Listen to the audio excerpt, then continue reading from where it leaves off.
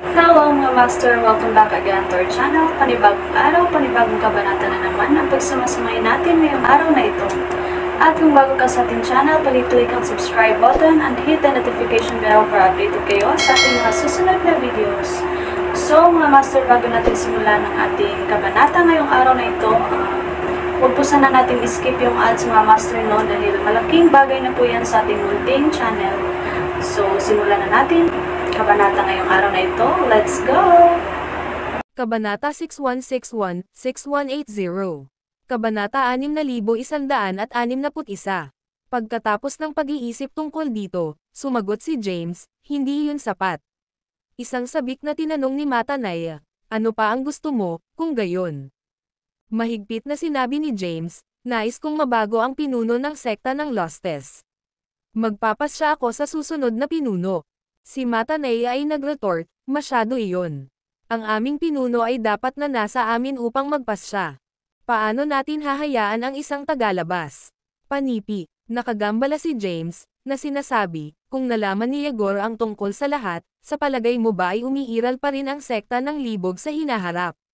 Panipi, natigilan sandali si Matanaya. Natatakot siya na ang mga bagay ay mawawala sa kamay. Nakipag-ugnay si Courtney, na nagsasabing, sigurado ako na ayaw mong makita si Zitlali na malungkot. Tama, James. Dagdag pa, ito ang ina ni Zitlali na. Si James ay sumigaw, manahimik ka. Hindi ka kwalipikado na makipag-usap sa akin. Tumahimik si Courtney. Si Yegor, na lumaki ng walang tiyaga, ay hinawakan ang kawarts, at sinabi. Nasaan ang aking anak? Ibibigay mo ba sa kanya ang hindi? Panipi. Nang makita ang puot ni Yegor, mabilis na nakipag-usap muli si Matanaya kay James telepathically. Sabik na tinanong niya, nais mo bang maging pinuno ng sekta ng Lostes? Sumagot si James, hindi ako interesado. Ngunit ang taong nasa isip ko ay maaaring hawakan ang Tempest Scepter ng Lostes sect at nararapat na magtagumpay sa posisyon. Ang Tempest Scepter, sigurado ka ba? Nanginginig ang boses ni Matanaya. Ngumiti si James sa kanya, pagkatapos ay lumingon kay Yegor at sinabing, si Truett ay kasalukuyang nag-recuperate sa aking kaluluwa, si G. Yegor, natatakot ako na hindi siya makakaalis ng ilang oras. Sumimangot si Yegor at tinanong, nasugatan ba siya? Sumagot si James, ito ay likas na katangian ng isang tao na protektahan ang kanyang kasintahan. Siya ay tunay na kabayanihan.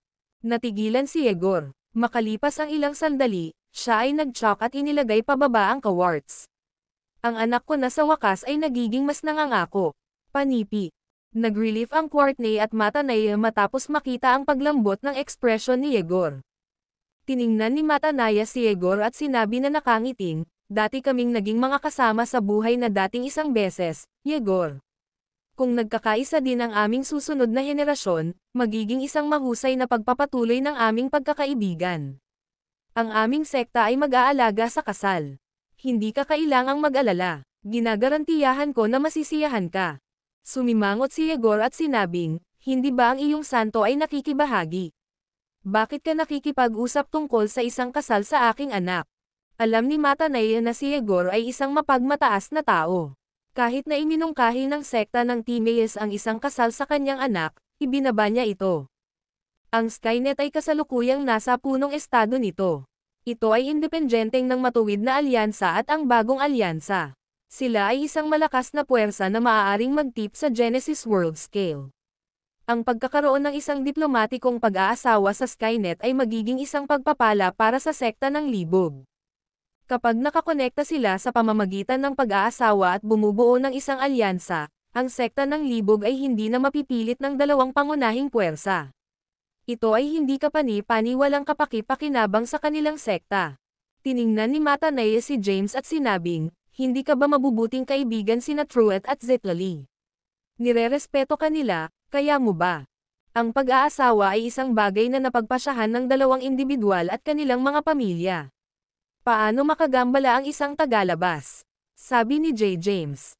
Naisip ni Matanaya sa kanyang sarili, ano ang isang tuso na tao? Tila hindi siya handang mapadali ang pag-aasawa na ito kung hindi ako sang-ayon na hayaan siyang magpasya ang susunod na pinuno ng sekta ng Lostes. Tumangin siya kay Courtney, pagkatapos ay sinabi, kailan siya nakikibahagi. Bakit hindi ko alam ang tungkol dito? Ang video na ito ay edited by Urban Storytelling. Kabanata 6162. Stunned. Itinaas ni Courtney ang kanyang ulo at sinabing, napagpasyahan ko ang kanyang mga magulang na matagal na. Sinabi ni Matanay na may awtoridad, ang Zitlali ay santo ng sekta. Naguguluhan na sinabi ni Courtney, nakilala mo ang aking anak na si Joaquin, bago pa man sinabi na nasiyahan ka. Inihayag ni Matanayas ang kanyang kamay upang matakpan ang kawarts, pagkatapos ay tiningnan sina Yegor at James, na nagsasabing, sa palagay ko kung ang pag-aasawa na ito ay maaaring mangyari sa kanila. Paano mo sila pinalabas muna, James? Tulad ng kanilang mga pinsala, makikita ko na sila ay gumaling. Itinaas ni James ang kilay niya at tiningnan si Yegor, na nagtanong, ano sa palagay mo, Mr. Yegor? Panipi. Malamig na sinabi ni Yegor, ang pag-aasawa ay isang malaking pakikitungo. Sa huli, nakasalalay ito sa gusto nila. Sige, iniwan ni James ang kanyang kamay. Agad na lumitaw sina Truett at Zitlali sa harap nila. Nakakakita ng dalawang frail figure, pinakawalan ng Courtney ang dalawang kulay abo na sinag ng ilaw upang balutin sila. Nagkaroon siya ng isang budi na may kasalanan at natatakot na makita ni Diego ang isang bagay na hindi pangkaraniwan tungkol kay Truett. Matapos mabautismuhan ng mga gray light ray, ang mga base ng paglilinang ng Truett at Zitlali ay agad na hindi nabigo at muling nabawi nila ang kamalayan. Binuksan nila ang kanilang mga mata at nabigla sa paningin. Nang makita ni Zitlali si Matanay, nagmadali siyang lumuhad at sinabing, Grand Patriarch. Tumanggo siya ni Matanay at sinabi na nakangiting, marami kang pag-unlad habang nasa lupain ng Forlat. Nakatutuwa na ikaw ay nasa Yeriswandale Ranks 9th Tribulations Peak. Pinagkadalubhasaan mo rin ang Orient Force. Magkakaroon ka ng magandang kinabukasan. Panipi. Itinaas ni Zitlali ang kanyang ulo at sinabing, may utang ako kay James. Kung wala siya, mamatay na ako ng matagal. Panipi. Si Yegor, na nakatayo, ay tumingin kay Truett at sinabing, hindi mo ba nakikilala ang iyong sariling ama? Si Truett ay bahagyang nakasisilaw para sa isang habang. Matapos mapagtanto ang kanyang ama ay nasa harapan niya, lumuhad siya at sinabing, Ama. Ngumiti si Yegor at tumanggo, na nagsasabing, malaki ang iyong matured, at ang iyong ranggo ng paglilinang ay napabuti din ng marami. Gayunpaman, tila hindi ka nagkakaroon ng firepower. Kung hindi ito binigyan ni James ng lahat sa laban na ito, baka namatay ka na ngayon. Mabilis na lumingon si Truett kay James. Bago siya makapagsalita, ngumiti si James, na nilagdaan siya upang tumigil. Tumawa si Matanay at sinabing, pinalalaki ka, Yegor. Ang aming sekta ay isang leon ng leon o kung ano. Hindi kami mapanganib. Panipi. Tiningnan niya si Truett at sinabi na nakangiting, ito ay isang hindi pagkakaunawaan. Kapag tinanggal natin ang mga bagay, magiging masaya ang lahat. Kung mag-asawa kayong dalawa, magiging pagpapala ito sa sekta ng Libog at Skynet. Ito ay magiging isang pagpapatuloy ng pagkakaibigan sa pagitan ng iyong ama at ay. Ngumiti si James at naisip, ang matandang ito ay sigurado na mahusay sa mga bagay na asukal. Gusto lang niyang makakuha ng suporta ni Skynet ngunit sinusubukan niyang gawing mas kaaya-aya. Dagdag pa ni Matanay, na nagsasabing, ang bono na namumulaklak sa pagitan mong dalawa sa lupain ng Forlat habang nakikipaglaban sa magkatabi ay mas malakas kaysa sa anumang iba pang relasyon sa labas. Ito ay kapalaran na kayong dalawa ay nagtipon. Sa ngalan ng aming sekta, binibigyan ko ang aking pagpapala sa kasal. Panipi. Hindi ako sam-asang-ayon. Bigla, isang malakas na sigaw ang nagmula sa likuran ni Matanay. Kaagad pagkatapos, isang ilaw ng tibak na tinusok sa hangin, at isang matangkad na gwapong tao na mula rito. Sabik na sinabi ni Courtney, ano ang ginagawa mo dito, Joaquin? Nakatitig si Joaquin kay Matanay at nagalit, hindi ako sam-asang-ayon sa kasal na ito. Si Zitlali ang aking pinagkutalan. Paano maaabuso ng Skynet ang kanilang kapangyarihan upang kunin siya sa akin? Wala na bang hustisya? Panipi, mapangahas. Galit na sigaw ni Matanay, Pagkatapos ay naglunsad ng isang pag-atake sa Joaquin. Gayunpaman, agad na lumakad si Yegor sa pagitan nila. Nagulat, lumingon si Matanaya at sinabi, "Yegor, panipi." Mapangangilabot si Yegor, "Paano ko hahayaan ang aking anak na magdala ng kasalanan ng pagnanakaw ng ibang tao? Paano natin mapapalaki ang ating mga ulo sa hinaharap?" Ang video na ito ay edited by Urban Storytelling. Kabanata 6163. Zitlali ay tumango at sumagot, "Oo, ngunit ito ay isang kasunduan lamang sa pandiwang." Sumimangot si Yegor at tinanong muli, "Pagkatapos ay pinilit ka ng aking anak na makasama ka." Itinanggi ni Zitlali na mapagpasyahan, "Hindi kami pinagsama ni James, at pareho kaming kusang sinimulan ang relasyon na ito." Tanong ni Yegor, "Pinilit ka ba ni James dito?" Umiling-iling si Zitlali at sumagot ng mabilis, "Hindi. Nang ipakilala niya kami, hindi niya alam na ako ay nakikibahagi. Itinago ko ito sa kanila." Nag-intervene si Matanaya, na nagsasabing, ito ay isang pandiwang kasunduan lamang, at walang opisyal na sertipiko ng kasal. Lumingon siya kay Joaquin at malamig na sinabi, "Ikaw ay isang mahuhusay na powerhouse ng aming sekta at hindi dapat maging sanhi ng isang eksena dito. Umalis ka agad." Si Matanaya ay nakatakda sa pagkapit sa Skynet, kahit na kailangan niyang pilitin ang kanyang sarili. Naramdaman ni Courtney ang mga bagay na malapit nang makawala at nagmadali na hinayla si Joaquin. Pagkatapos, sinabi niya, "Hayaan."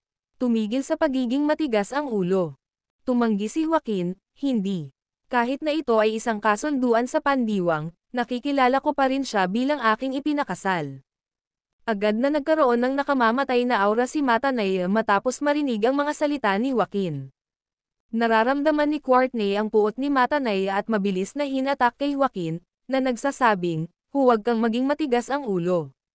Ito ang wakas sa iyo kung panatilihin mo ito. Hindi kami makakapagtayo laban sa." Humakbang si Truett, tiningnan si Joaquin, at sinabing, "Maghintay. Si Zitlali ay hindi isang bagay at hindi ka mag-angkin. Sino ang ikakasal sa kanya, hindi ikaw. Hindi mo magagamit ang iyong kapangyarihan upang pilitin siya." "Fine." Si Joaquin ay nag-squint at sinabi, "Matagal na kaming nakikibahagi." "Tama, Zitlali. Kami ay mga kasintahan sa pagkabata at lumaki ng magkasama." Bago siya makatapos ng pagsasalita, si Zitlali ay naglakad na sa Truett at hinawakan ang kanyang kamay. "Ang aming pakikipag-ugnayan ay isang kasunduan sa pagitan ng aming mga magulang. Noong nakaraan, naisip ko na tanggapin ang aking kapalaran dahil sa relasyon ng aming pamilya sa sekta ng Lostes. Gayunpaman, sa mga taon na lumabas kami ng pagsasanay ng magkasama, nakatagpo kami ng iba't ibang mga mapanganib na sitwasyon. Hindi mo ako pinangalagaan at laging nakatakas muna. Palagi akong nakagapos sa aking sarili. Labis akong nabigo sa iyo. Pagkatapos nito, nakipagpusta ako sa aming Grand Patriarch. Kung maabot ko ang Years One Dale Ranks 9th Tribulations Peak sa loob ng 3 panahon, may karapatan akong piliin ang aking asawa."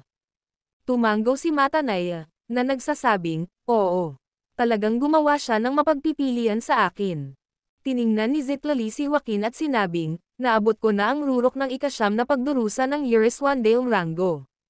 Hindi alintana kung nakilala ko si Truett, pipiliin ko ang aming pakikipag-ugnay." Galit na natawa si Joaquin at nag-sneer, "Ikaw ay isang walang kabuluhang babae na sakam para sa kapangyarihan.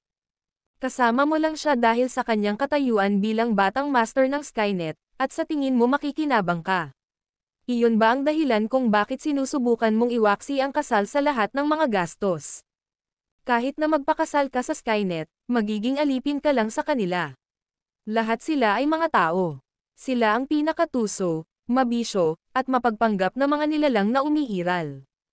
Joaquin, ginambala siya ni Truett, na nagsasabing, "Dati kong hinahangaan ang iyong kagustuhan, ngunit hindi ko pinahahalagahan ang iyong napakarumi na wika." Si Joaquin ay sumigaw, "Ha? Ikaw ay isang piraso lamang ng tae sa gitnang baitang ng ika-9 na pagdurusa ng Years One Dale Rango. Samantala, nasa Years One Dale Ranks 9th Tribulations Peak. Dahil lamang sa iyong ama ang pinuno ng Skynet, sa palagay mo ay maaari mong tingnan ako. Iyon ba ang lahat sa iyo? Panipi." Nag-squint si Truett at sinabing, Kung ilalagay mo ito sa ganoong paraan, magkaroon tayo ng tunggalian upang matukoy kung sino ang mas malakas. Maglalaban tayo hanggang sa ang isa sa atin ay patay. Tumawa si Joaquin at sumigaw, hinahamon mo ako ng iyong lakas. Oo naman, tatanggapin ko ang hamon. Gayunpaman, kung papatayin ka, ang iyong ama. Nakagambala si Truett, na nagsasabing, ang aking ama ay hindi makagambala. Ang buhay at kamatayan ay nasa kapalaran. Lalaban ko ang labanan na ito sa aking sarili. Ang iyong mga salita ay hindi mabibilang, lumingon si Joaquin kay Yegor at sinabi, kailangan kong marinig ito mula sa kanya. Ang video na ito ay edited by Urban Storytelling. Kabanata 6164. Truett ay lumingon kay Yegor, lumuhad, at sinabing, humihingi ako ng paumanhin para sa palaging isang manggugulo at pinapasok ang aking sarili, tatay. Noong nakaraan, ginawa ko lamang ito para sa libangan at upang masiyahan ang aking kaakuhan. Ang aking mga aksyon ay dapat na nagdulot sa iyo ng labis na pagkapahiya. Gayunpaman, ngayon ay ibang sitwasyon. Ipinaglalaban ko ang aking pag-ibig at ang aking dignidad bilang isang tao. Hinihiling ko sa iyo na huwag makialam. Kahit na nawalan ako ng buhay sa labanan, mangyaring huwag subukang maghayganti sa akin. Gusto kong ipagmalaki na namatay na lumalaban ng marangal. Sabik na sinabi ni Zitlali, hayaan mo akong labanan siya, Truett. Hindi. Lumingon si Truett kay Zitlali at sinabi na nakangiting, napakaraming mapanganib na sitwasyon sa nakaraan at napakarami na. Hindi ako katulad niya. Ako ay isang taong may dignidad at tatayo ako. Kahit na mas mahina ako kaysa sa iyo, ako ang magiging kalasag mo sa harap ng panganib. Gumawa na kami ng isang panunumpa na huwag mag-iwan sa bawat isa. Mangyaring huwag akong tanggalin sa aking dignidad bilang isang tao, okay. Tumulo ang luha ni Zitlali, hindi ako mabubuhay nang wala ka. Agad na pinakawalan ni Yegor ang isang malakas na chrome at sinabing, ipinagmamalaki kong magkaroon ng isang anak na katulad mo. Matapos magsalita, lumingon si Yegor kay James, na tumahimik sandali. Dapat kong pasalamatan ka, James. Naging mabuting kaibigan ka sa aking anak. Nagbago siya mula sa isang mapang-uyam na brat sa isang malakas at matigas na tao. Itinaas ni Yegor ang kanyang kamay, itinuro kay Truett at sinabing, magpatuloy ka, lumaban. Gawin ang anumang kinakailangan upang ibagsak ang iyong kaaway. Kahit na namatay ka, dapat ito sa larangan ng digmaan.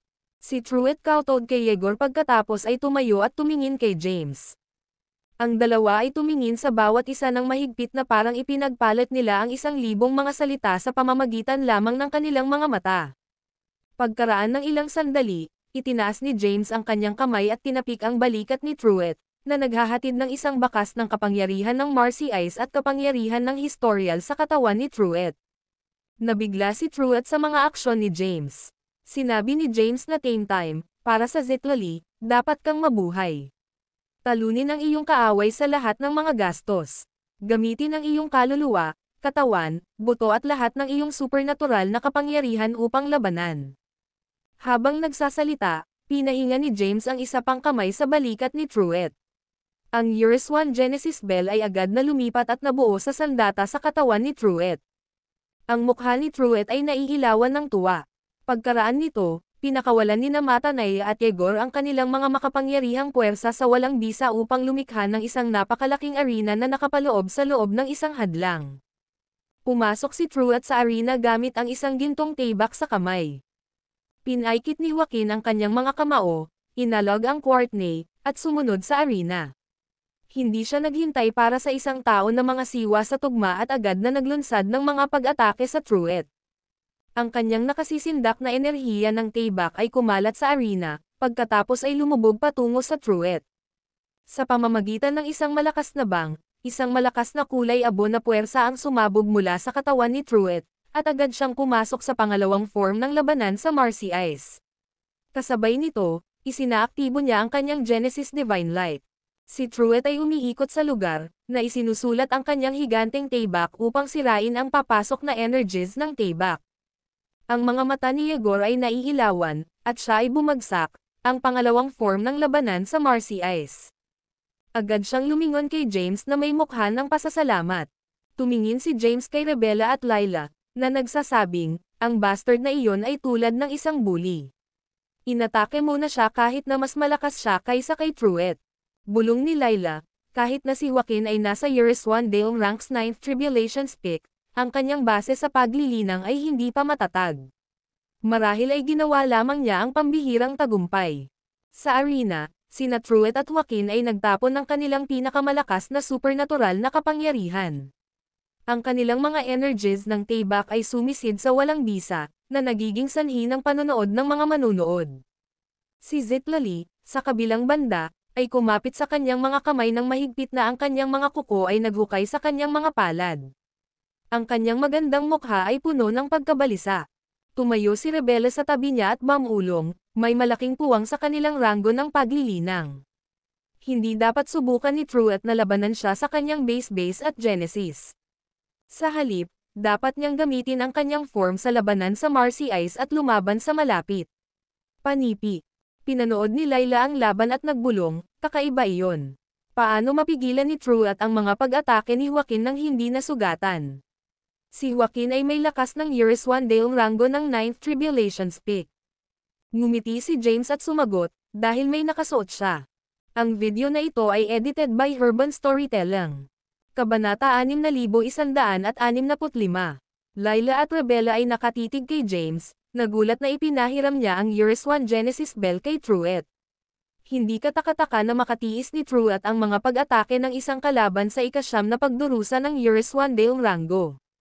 Nag-hover si Truett sa walang bisa at pinakawalan ang daan-daang mga gintong higanteng tayback sa Joaquin. Sa kasamaang palad, madaling ipinagtanggol si Joaquin laban sa kanyang mga pag-atake. Pagkatapos, sinalakay niya ang ilang libong nakakatakot na mga ilaw ng tayback at agad na kumatok si Truett, na nagsisikap na lumapit. Sinaksak ni Truett ang hadlang at naglabas ng isang bibig ng dugo. Truett, sabik na sumugod si Zitlali ngunit agad na pinigilan ni Layla at Rebela. Bumagsak si Zitlali, na nagsasabing, masaya siyang nasugatan. Ang agwat sa pagitan ng kanilang ranggo ng paglilinang ay masyadong malawak. Kung ang laban ay patuloy na ganito, siya ay. Pinaalalahanan siya ni James, masisira mo lang siya kung magmadali ka. Mawawala siya kung wala kang tiwala sa kanya. Huminga ng malalim si Zitlali, sinusubukan na makapagpahinga. Gayunpaman, ang kanyang magandang mukha ay sumasalamin sa kanyang pagkabalisa. Samantala, nagmadali si Truett na tumayo sa arena. Si Joaquin, sa kabilang banda, ay sinisingil sa kanya at mabilis na sinampal ang kanyang tayback sa Truett. Sumigaw si Zitlali, hindi. Si Yegor at Matanay ay huminga rin. Hindi tulad ng iba, si Courtney ay nagkaroon ng matagumpay na smug. Nakakakita ng tayback ni Joaquin tungkol sa pagtama kay Truett. Sumimangot si James at nagbulong, ito ay tungkol sa oras, damas. Sa sandaling iyon, umungol si Truett at itinulak ang kanyang palad pasulong. Ang isang pag-atake ng kulay abo na palma ay sumabog na may nakasisindak na momentum at kumatok kay Joaquin. Bang! Si Joaquin ay sumabog sa makapal na hadlang, at ang kanyang gintong tayback ay nahulog sa lupa. Binato niya ang isang bibig ng dugo at tinitigan si Truett sa pagkabigla. Bakit mayroon kang kapangyarihan sa kasaysayan? Sa pamamagitan ng dugo na bumababa mula sa kanyang mga labi, si Truett ay tumayo mula sa lupa at sinabing, makikipaglaban ako sa lahat ng nakuha ko para sa Zitlali. Itinaas ni Truett ang kanyang kamay, at iniwas niya ang higanteng tayback. Libo-libong mga ilaw ng tayback ang lumitaw at nakapaloob sa buong arena agad. Si Joaquin, na tumayo lamang, ay agad na nilamon ng ilaw ng tayback, at mga pinsala na nabuo sa buong katawan niya. Sa sandaling iyon, ang higanteng tayback ni Truett ay agad na pinagsama sa kanyang katawan. Nagbago siya sa isang gintong ilaw at darted para kay Joaquin. Tandang padamdam. Ang isa pang malakas na dagandong ay sumisid sa lugar. Isang nakakatakot na madugong butas ang lumitaw sa tiyan ni Joaquin. Tumayo siya ng walang kabuluhan sa walang bisa, at nanlaki ang kanyang mga mata sa kawalan ng paniniwala. Bumalik si Truett sa kanyang tunay na anyo at lumitaw sa harap ni Joaquin sa isang flash. Hinawakan niya ang leeg ni Joaquin at pinatong ang kanyang kamao, pinatok siya sa lupa. Joaquin. Agad na sumugod si Courtney. Bago niya maabot ang hadlang ng arena, isang lilang gintong ilaw ang kumatok sa kanya. Itinaas ni Courtney ang sarili at tiningnan si James, hinaharangan ang kanyang landas. Napagkasunduan na nila na ito ay isang tugma sa buhay at kamatayan. Ano man ang mangyayari ay hanggang sa kapalaran. Sinusubukan mo bang masira ang mga patakaran? Sabi ni James. Umungol si Courtney, sa palagay mo ba talagang wala ang mga powerhouse ng aming sekta, James? Matapos magsalita, bigla niyang itinapon ang isang espiritual na talisman, agad na naglabas ng isang bulag na ilaw. Ang galit na boses ni Courtney ay sumikat sa buong walang bisa. Mga miyembro ng sekta ng Lostes, pakinggan ang aking order. Bilang pinuno ng sekta ng Lostes, inutusan ko ang lahat na bumalik sa aming punong tanggapan upang maalis ang mga demonyo. Sa sandaling naglabas siya ng utos, bilyon-bilyong mga nabubuhay na nilalang na may iba't ibang mga ranggo ng paglilinang na napapalibutan ng lugar. Ang hukbo ay nagsagawa ng mga banner at nagmarcha sa hangin sa isang maayos na pagbuo. Ang video na ito ay edited by Urban Storytelling. Kabanata 6166. James ay sumimangot sa sitwasyon. Si Courtney ay hindi masiraan ng loob. Tumawag siya para sa lahat ng puwersa ng sekta ng Lostes upang maprotektahan ang kanyang anak. Ang kanyang mga aksyon ay katumbas ng paglalakad ng digmaan laban sa kanila. Tumingin sina Rebella at Layla sa mga tropa ng Lostes sect na lumulubog sa kanilang paligid. Agad na kumalat ang dalawa sa iba't ibang direksyon, naghahanda para sa labanan. Sa sandaling ang dalawa sa ika-9 na pagdurusa ng Uris-Wandale Rango, ang kanilang chrome ay sumabog ang walang bisa at pinabagal ang nagmamarcha na hukbo. Nagdilim ang mukha ni Yegor, at umungol siya, ang sekta ba ng Lostes ay naglalakad, si Matanaye. Nagulat, sumigaw si Matanaye. Ano ang ginagawa mo, Courtney?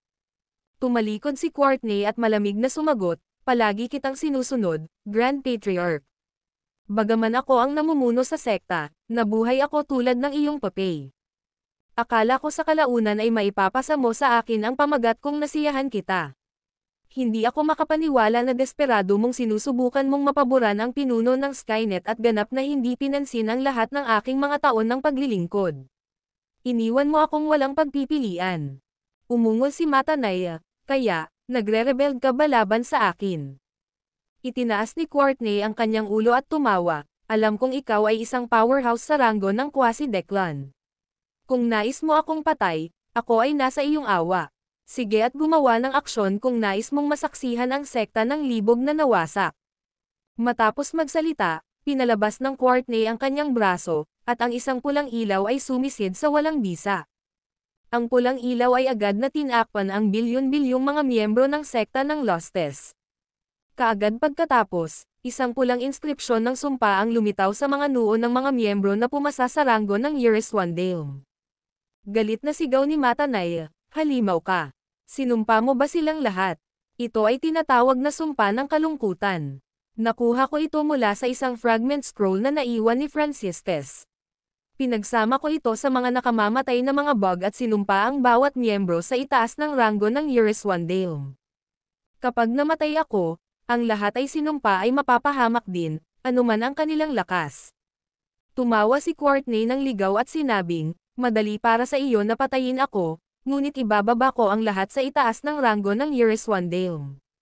Kasama rito ang mga makalangit na mandirigma, 84 na mga powerhouse sa ika-9 na pagdurusa ng Uris-Wandale Rango, 300 o higit pa sa pang-9 na grado ng Uris-Wandale rank, at gitnang baitang.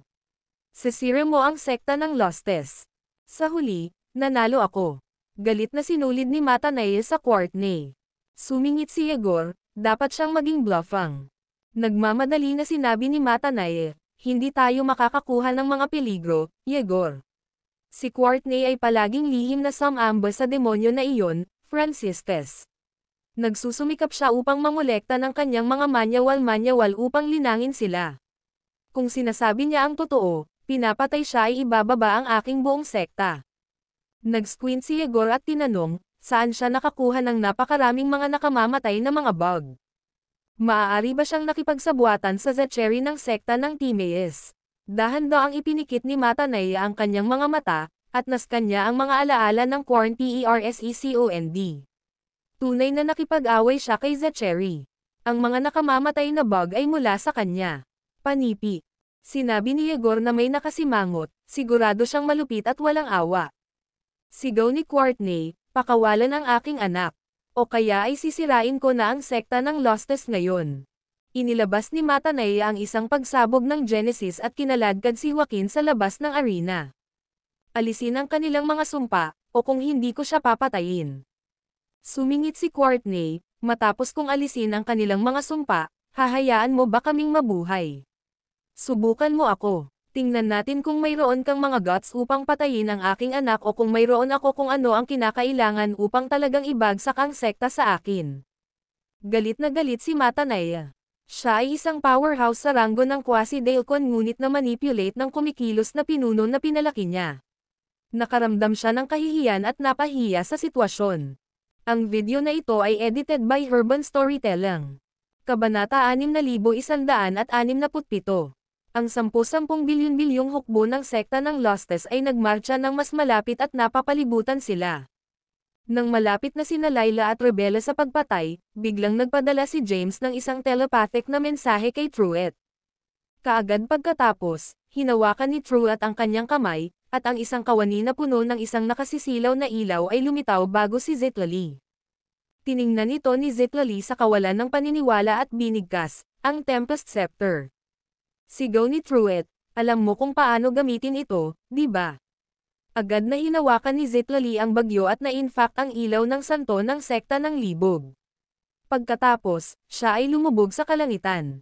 Itinaas niya ang bagyo, at agad itong naglabas ng isang bulag na ilaw sa buong kalangitan. Agad na huminto ang mga tropa ng marcha at tumingin sa langit. Matapos ang isang maikling pagkabigla, lumuhad sila sa takot.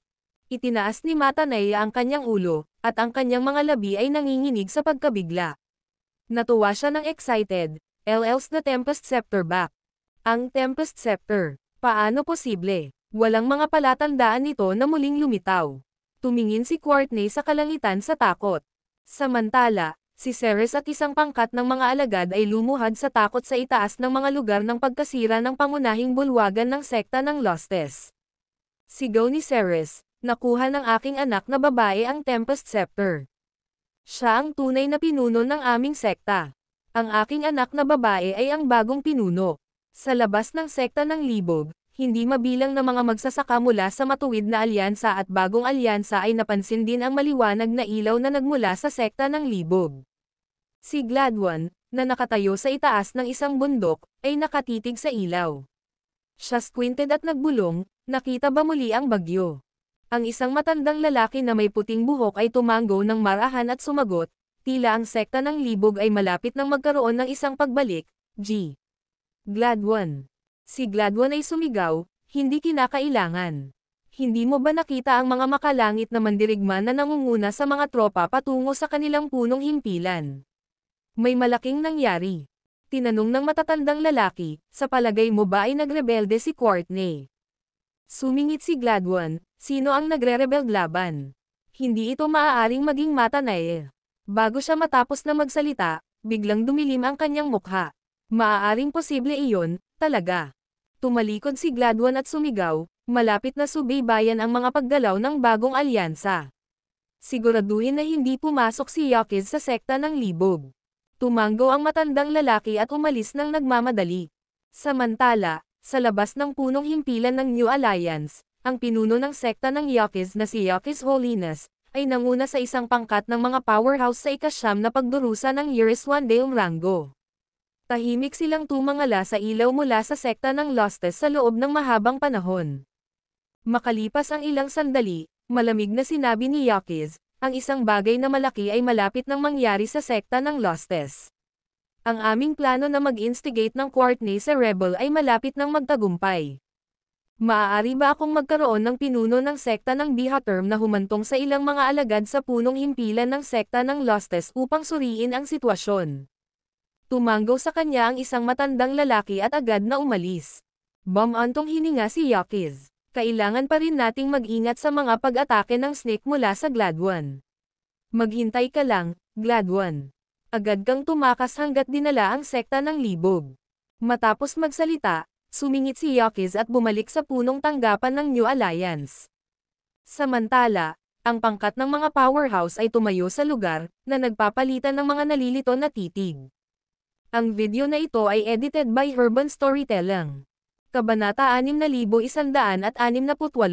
Zitlali ay gaganapin ang Tempest Scepter na mataas sa kalangitan, na pinapayagan itong maglabas ng isang sagrado at nagliliwanag na ilaw. Inscan niya ang 10 bilyon-bilyong tropa na nakaluhod sa kanya at sinabing, nasaan ang mga makalangit na mandirigma? Apat na mga peerless powerhouse ay agad na lumipad mula sa lahat ng mga direksyon. Ako ang East Heaven Warrior, Madam. Ito ay isang karangalan, Madam. Ako ang Timog Langit na mandirigma. Nalulugod na makilala ka, Madam. Ako ang West-West Warrior. Madam. Ako ang North Heaven Warrior. Nakakakita ng makalangit na mandirigma na nakaluhod sa harap niya, nagbuntong hininga si Zitlali, hindi ako ang pinuno ng sekta ng Lostes. Ako ang libog na sekta. Ang apat na mga powerhouse ay nakataas ang kanilang ulo ng sabay-sabay. Kinikilala lamang namin ang Tempest Scepter. Ang sino mang maaaring gumamit ng Tempest Scepter ay ang aming pinuno. Tama iyon. Hawak mo ang Tempest Scepter, kaya pinuno ka namin. Ang may hawak ng Tempest Scepter ay ang aming pinuno. Hindi mababago. Tumanggo si Zitlali sa kanilang patuloy na mga salita at sinabing, pagkatapos, inutusan kita na pigilan ang hukbo mula sa pagsulong at pag-urong malapit sa punong tanggapan upang maging standby. Tumanggo ang mga mandirigma ng langit. Tulad ng malapit na silang tumayo, ang galit na tinig ni Courtney ay nagmula sa walang bisa. Ano ang napakahusay tungkol sa pagkakaroon ng Tempest Scepter? Gusto mo bang mapahamak o makinig sa kanya dahil lamang sa isang stick? Nag-atubiling ang mga makalangit na mandirigma matapos marinig ang banta ni Courtney. Ito ay isang mahirap na pagpipilian na gawin. Umungol si Courtney, ako ang tunay na pinuno ng sekta ng Luces. Magbibilang ako sa 3. Pag-atake agad at patayin ang lahat ng mga masasamang demonyo na nasa aking paraan. Kung hindi, sisirain ko ang iyong mga kaluluwa. Panipi. 1, 2, 3. Sa sandaling natapos na niya ang pagbibilang, lumitaw si James sa likuran niya at sinipa siya. Ikaw. Itinapon ni Courtney ang kanyang sarili, lumingon, at sinulyapan si James. Umungol si James, hindi mo pa ba naiintindihan ang sitwasyon? Hindi mo ba nakikita kung sino ang namamahala ngayon?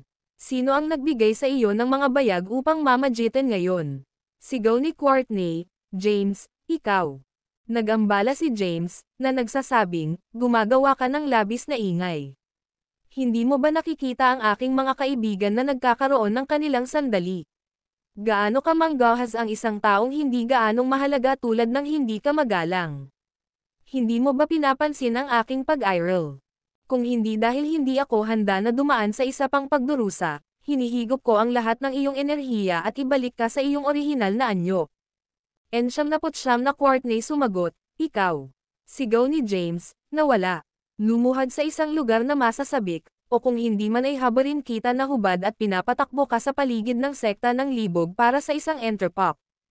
Umungol si Courtney, how dare you? Hindi ka pa rin pumayag na bumalik. Sumingit si James, pagkatapos ay kumilos. Ang isang inscription ng violet gintong sumpa ay biglang nakabalot ng buong katawan ni Courtney, na nagdulot sa kanya na sumigaw ng malungkot. Tinakpan niya ang kanyang ulo at nagpupumig sa sakit. Makalipas ang ilang sandali, nahulog siya sa lupa at gamulong sa paligid upang mapagan ang sakit. Ang video na ito ay edited by Urban Storytelling. Kabanata 6169. Bawat isa ay lubos na natigilan sa pinangyarihan. Walang sino man ang inaasahan na si Courtney, na kumikilos ng mayabang at nanghihina ng ilang segundo lamang, na biglang natapos sa isang trahedya na sitwasyon. Ang lahat ay nanginginig sa takot habang pinapanood nila ang kanyang pag-ikot sa sakit habang pinakawalan ang mga hiyawan ng paghihirap. Tumawa si Yegor at sinabing, paano ko makakalimutan na ikaw ay may kasanayan sa Sir's Magic? Nagulat na nagtanong si Matanaya, sinumpa ba siya ni James? Si Yegor ay nakangiting, hindi mo ba nahanap ang mga hiyawan na ito? Tulad ng inaasahan mula sa kahalili ni Franciscus, pambihira siya. Tila kakailanganin mo siyang i-save ang iyong sekta. Bumagsak si Matanaya matapos marinig ang kanyang mga salita. Ang sekta ng Luces ay isa sa pinakamataas na 10 pinakamalakas na puwersa ng Genesis World. Gayunpaman, nasa posisyon sila kung saan kailangan nilang umasa sa isang tao lamang sa 8 pagdurusa ng Yeriswandale rango. Sa pag-iisip ng kondisyon na iminungkahi ni James, nanginginig si Matanaya. Nag-aalala siya na ang sekta ng Luces ay hindi na nasa ilalim ng kanyang kontrol kung pumayag siyang piliin ni James ang kanilang susunod na pinuno. Sigaw ni James, "Hindi ka pa sumuko, Joaquin. Dapat mong patuloy na labanan." Umiling-iling si Joaquin, lumuhad, at sinabing, ayaw na lumaban si LL. Mangyaring, tulungan ang aking ina. Ayoko ng iba ngayon. Sumuko ako sa Zitlali. Hindi namin nais ang posisyon bilang pinuno ng sekta ng Luces. Panipi. Sumingit si James. Nakarating na kami, at iniisip mo pa rin ang posisyon kapag hindi ka pa rin sigurado kung aalis ka ba sa iyong buhay. Dahil napagpasyahan mong aminin ang pagkatalo, dapat mong gawin ito sa tamang tao. Matapos tumayo ay natigilan sa lugar ng ilang sandali, nagmadali si Joaquin na lumapit kay Truett. Lumuhad siya, nagkautood, at sinabing, "Mangyaring extra ang aking ina, Truett. Inaamin ko ang pagkatalo at bibigyan ka ng lahat. Wala na akong gusto." Bumantong hininga si Truett. "Wala ring pag-aari sa iyo sa unang lugar. Sa kasamaang palad, kailangan mong harapin ang mga kahihinatnan ng iyong mga aksyon." Pagkatapos magsalita, dahan-daang itinaas ni Truett ang kanyang gintong tibak. Nagmamadali si Zitlali na sumigaw, "Huwag mo siyang patayin, Truett." Ang mga browser ni Truett ay lumabo.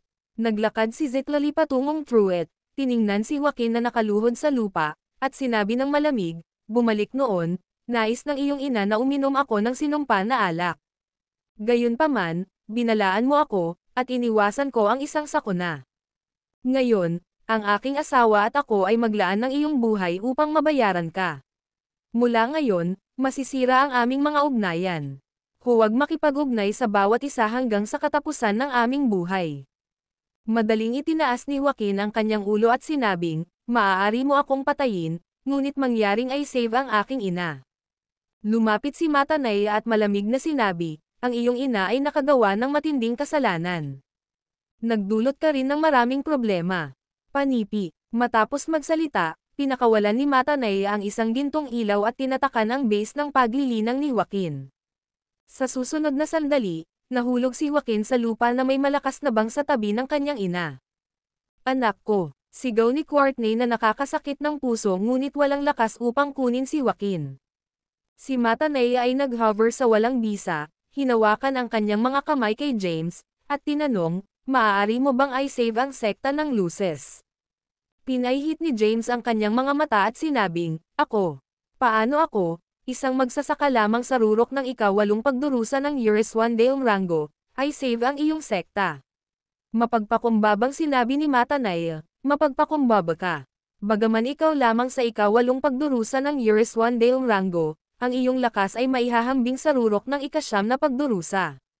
Bukod dito, ikaw ang kahalili ni Francistes. Sigurado ako na mayroon kang isang paraan upang maalis ang sumpa na Courtney na inilagay sa mga miyembro ng aming sekta. Hanggat tinutulungan mo ako, ang aming sekta ay gagawa ng anumang hihilingin mo bilang isang pagbabayad." Sumimangot si James. Lumingon siya kay Yegor at tinanong, "Kinaladkad mo ba talaga ako sa isa pang problema?" Tumawa si Yegor at sinabing, "Ang mga may kakayahang gumawa ng higit pa. Sinasabi ng lahat na ang mga tao ay tuso at walang awa. Bakit hindi mo kami kinatawan ngayon at ipakita sa kanila kung sino ang tunay na mga demonyo? Tulad ng para sa mga kondisyon, hinihiling mo ang anumang nais mo." Pagkatapos magsalita, kumandat si Yegor kay James. Lumingon si James kay Matanaya at sinabing, "Pagkatapos ay sasabihin ko ang aking kalagayan." Ipinikit ni Matanaya ang kanyang mga mata at tumanggo sa isang hitsura ng kawalan ng pag-asa. Alam niya ang anumang darating, ngunit wala siyang pagpipilian. Alinman ay pinapayagan niya na sirain ng Courtney ang lahat o kumuha sa isang glimmer ng pag-asa sa pamamagitan ng pagiging manipulahin ni James. Ang video na ito ay edited by Urban Storytelling. Kabanata 6170. James ay nakatitig kay Matanaya at sinabing, "Ang unang kondisyon ay kailangan kong pumili ng susunod na pinuno ng sekta ng Luces." "Sige." Ang mga pisngi ni Matanaya ay nag-tweet, at tumanggo siya ng may kahirapan. Dahan daw ang sinabi ni James. Pangalawa, kailangan kitang lumipat. Itinaas ni Matanay ang kanyang ulo at nagtanong ng nakakagulat na, ako. Saan mo ako gusto na pumunta?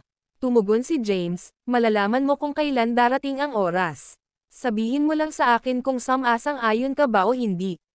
Tumanggi si Matanay ng mapagpasyahan, hindi ko. Hindi ko kailanman iiwan ang sekta ng Luces. Hindi ako makompromiso dito. Nagkibit-balikat si James at sinabi, kung gayon paano ang paghahati ng sekta ng Luces sa dalawa. Mag-uutos ka sa isa sa kanila at maaaring manatili rito. Kukunin ko ang iba pang bahagi. Tunog patas, di ba? Panipi. Si Matanay ay pumalakpak sa kanyang mga kamao at tinitigan si James, na iniisip, sigurado siyang nakakalusot. Kahit na, ang paghahati ng sekta sa kalahati ay mas mahusay kaysa sa ganap na pagtigil na umiiral. Pagkatapos ng pagpapasya, hinaplos ni Matanay ang kanyang mga ngipin at tumanggo. Maaari nating pag-usapan ito. Mahinahon na sinabi ni James. Pangatlo, ang pag-aasawa sa pagitan ng Truett at Zitlali ay kailangang maging grand. Ang Skynet ay mga ngasiwa sa mga pag-aayos, at ang mga kilalang numero mula sa mga mundo ng Genesis ay anyayahan. Panipi. Pinaliit ni Matanay ang kanyang mga mata at sumagot, walang problema. Sinabi ni James na nakangiting, kung tungkol sa ika-4 na kondisyon, talakayin natin ito ng pribado. Hindi pa rin ako nagmamadali. Natahimik si Matanay. Naisip niya sa kanyang sarili, hindi ka nagmamadali, ngunit ako. Ito ay isang mahalagang panahon na matukoy ang kaligtasan ng aming sekta. Ngumiti si James at sinabing, ito na. Lagdaan natin ang kontrata. Panipi. Matapos magsalita, iniwas ni James ang kanyang kamay, at isang kontrata sa kaluluwa ang lumitaw sa walang bisa. Tiningnan ni Matanay ang kontrata at sinabi ng sarkastiko, medyo formal ka tungkol dito. Habang nagsasalita, pinakawalan ni Matanay ang kanyang zen at nilagdaan ang kontrata ng kaluluwa. Tiniyak siya ni James, sa loob ng isang panahon, ibabalik ko ang lahat sa iyong sekta sa normal. Gayunpaman, ang pangunahing prioridad ko ngayon ay ang kasal ni Truett at Zitlali. Nang makita na walang balak si James na tulungan ang mga miyembro ng sekta ng Luces na itinaas agad ang sumpa, hinawakan siya ni Matanay at sinabing, kung nabaliw si Courtney, ang aking sekta. Tuldok-tuldok panipi, tumugon si James, naglagay na ako ng 108,000 sumpa sa kanyang katawan. Ako ay ganap na kontrolado sa kanya sa bawat galaw. Hindi rin niya maiiwasan ang sarili ng walang pahintulot. Huminga ng malalim si Matanay at sinabing, nakuha mo talaga ang pamana ni Francistes. Si James ay ngumiti ng walang pag-iingat, umikot, at sinabing, nagmungkahi lang ako ng kasal para sa aking kaibigan, ngunit napakaraming nangyari. Lumingon siya kay Truett at sinabing, dahil narito kami upang magmungkahi ng pag-aasawa, kailangan nating dumaan sa tamang pamamaraan. Upang itaguyod ang dignidad ng Zitlali, dapat kang gumawa ng mga paghahanda kaagad.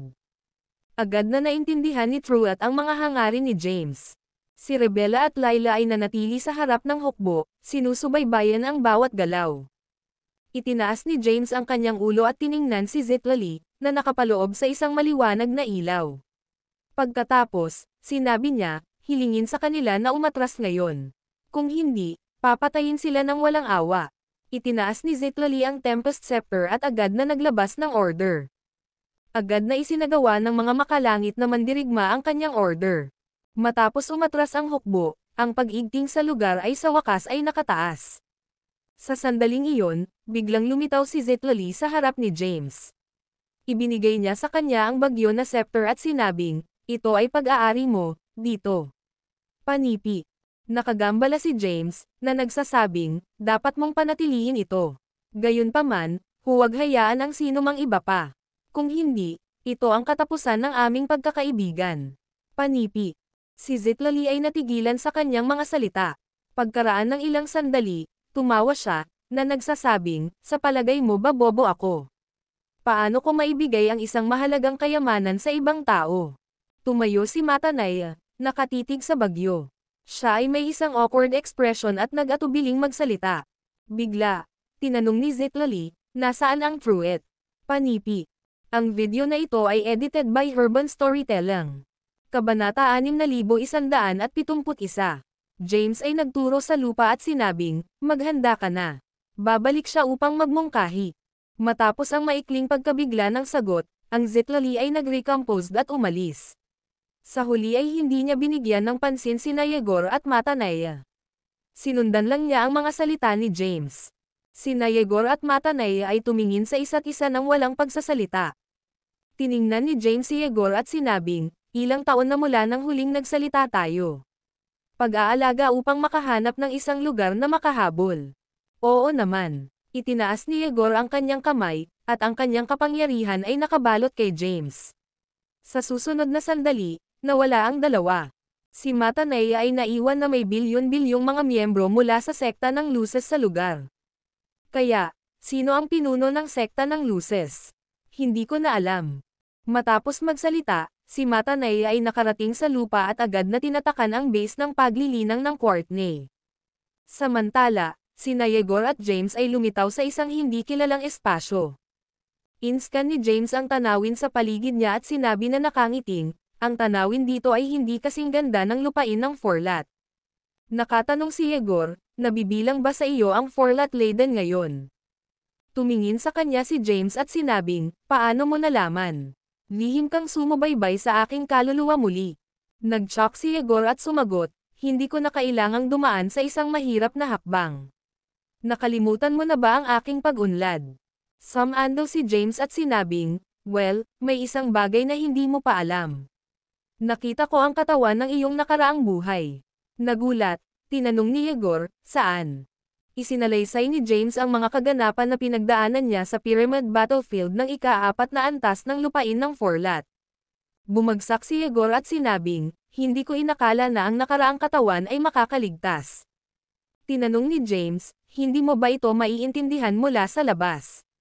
Sumagot si Yegor, matapos ang muling pagkakatawang tao ng isang natitirang kaluluwa, magsisimula ka mula sa zero. Sa makatuwid, walang koneksyon sa iyong nakaraan. Naturally, ang ilang mga tao ay gagamitin ang katawan ng kanilang nakaraang buhay upang mabilis na mapabuti ang kanilang ranggo ng paglilinang pagkatapos na muling makarinag. Panipi.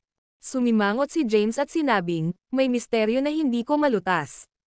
Binilang niya ang eksena sa labanan laban sa pangunahing sarili ni Zachary sa ika-4 na antas ng lupain ng Forlat at nauugnay ang insidente sa ranggo ng paglilinang ni Zachary mula sa ranggo ng Quasi-Declan. Tumawa si Yegor, itinuro kay James, at sinabi, kailangang may ugnay ito. Siguro bumagsak si Zachary sa ranggo ng paglilinang dahil sa iyong mga aksyon. Nanlaki ang mga mata ni James sa pagkabigla, at sinabi niya, talaga. Sa madaling salita, naapektuhan siya dahil hinihigop ko ang enerhiya mula sa katawan ng kanyang nakaraang buhay. Si Yegor ay tame time na sinabi, ang Zachary ay hindi kapani-pani walang sakam. Matapos ang mahusay na labanan, marami sa mga natitirang kaluluwa na nakatakas ay muling nagkatawang tao. Karamihan sa kanila ay may koneksyon pa rin sa kanilang mga nakaraang buhay. Kung malubhang koneksyon ka, kailangan mong magsimula mula sa simula. Maaari mo ring panatilihin ang koneksyon at gamitin ang kalahati ng base ng paglilinang ng iyong nakaraang buhay bilang iyong pundasyon pagkatapos ng muling pagkakatawang tao. Tila si Zachary ay dapat na ginamit ang huli. Tiningnan ni Yegor si James na nakangiting at sinabing, huwag kailanman sa kanyang mga pangarap ay naisip niya na may makakahanap ng katawan ng kanyang nakaraang buhay. Sa makatuwid, nagdulot ka ng kanyang pagbagsak sa ranggo ng paglilinang. Si James ay may maalalahanin na pagpapahayag. Kung alam ko kanina, hindi ako magmadali upang makuha ang kanyang enerhiya. Dapat ko muna siyang talunin.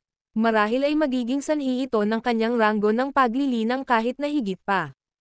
Ito ay isang awa na siya ay naging isang hyena at hindi nakapakipakinabang. Pagkaraan, sinabi ni James kay Yegor tungkol kay Gladwin na sinusubukan na manalo siya. Pagkatapos, ibinahagi niya ang kanyang haka-haka tungkol sa plano ni Gladwin. Mahinahon na sinabi ni Yegor, siya ay isang hindi mahuhulaan na tao. Malupit siya ngunit medyo walang ingat. Hindi siya matalino tulad ng Zachary. Gayunpaman, magaling siyang itago ang kanyang mga iniisip. Hindi ko rin talaga siya maintindihan. Dapat kang mag-ingat kapag nakikipag-usap sa kanya. Panipi. Kaya posible pa rin sa kanya na sakupin ang posisyon ng pinuno ng sekta ng Timaeus. Si Yegor ay nakapangangilabot, well, mayroong isang premise. Kailangan niyang manalo sa labanan laban sa bagong alyansa. Kung gagawin niya, 80% ang sigurado na maaari niyang sakupin. Gayunpaman, ang kanyang mga logro ay ibababa ng malaki kung siya ay talo. Bagaman bumaba ang ranggo ng paglilinang ng Zatcher Persecond, siya ay isang napakalakas na tao pa rin. Pagkatapos ng lahat, pinangunahan niya ang sekta ng Timaeus sa loob ng maraming taon. Kahit na hindi siya ang pinakamay talento, walang nasisiyahan sa kanya ngayon. Tumanggaw si James at sinabing, tila ang mga mundo ng Genesis ay magiging mas magulong medyo sa lalong madaling panahon. Magiging interesado ka bang manirahan sa lupain ng Forlat? Ang video na ito ay edited by Urban Storytelling. Kabanata 6172. Yegor ay natigilan ng ilang sandali. Ngumiti siya at tinanong, kung gaano karaming mga tao ang nakakaalam tungkol sa iyo na may kontrol sa lupain ng Forlat. Panipi. Kalmado ang sagot ni James, bukod sa aking mga kaibigan, ikaw lang ang nakakaalam. Marahil ay hinala si Gladwin tungkol dito. Pagkatapos ng lahat, nakilala niya kami sa daanan ng HUD noong nakaraang oras. Panipi. Tumanggaw si Yegor at biglang nahulog sa malalim na pag-iisip. Tumingin si James sa kanya, bahagyang nag-aalangan na magsalita. Si Yegor ay nanatiling hindi maliwanag tungkol sa paanyaya na pumasok sa lupain ng Forlat. Sa kanyang pagkatao at karunungan, may pag-aalala siya. Natatakot ba siyang maplot laban?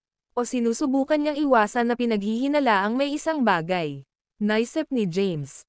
Pagkaraan ng ilang sandali, biglang tinanong ni Yegor, gaano kalaki ang lupain ng Forlat?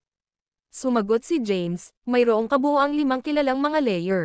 Ang bawat layer ay may puwang na halos 10 mahusay na mundo ng Genesis. Gayunpaman, naabot ko lamang ang ika-4 na antas. Gayun din, hindi ko ganap na ginalugad ang Pyramid Battlefield. Bumantong hininga si Yegor, kung gayon hindi ka pa rin kumpletong kontrol sa lupain ng Forlat. Sa palagay ko ang lupain ng Forlat ang magiging pag-asa ng mga nabubuhay na nilalang sa mundo ng Genesis. Natigilan, tinanong ni James, ano ang ibig mong sabihin? Babagsak ba ang mga mundo ng Genesis sa hinaharap? Panipi. Solemang sinabi ni Yegor, hindi nila kinakailangang bumagsak, ngunit ang isang sakuna ay hampasin. Sa katunayan, ito ay paggawa ng serbesa. Walang sino man ang maiiwasan, kasama na ang mga pangunahing puwersa ng mundo ng Genesis. Bumagsak si James at tinanong ng may nakasimangot, huwag mong sabihin sa akin ito dahil sa digmaan sa pagitan ng matuwid na alyansa at ng bagong alyansa. Tiningnan ni Yegor si James at sinamsam, ang dalawa. Sila ay isang grupo lamang ng mga mapaghangad na mga magsasaka na nakikipagkompetensya sa kapangyarihan.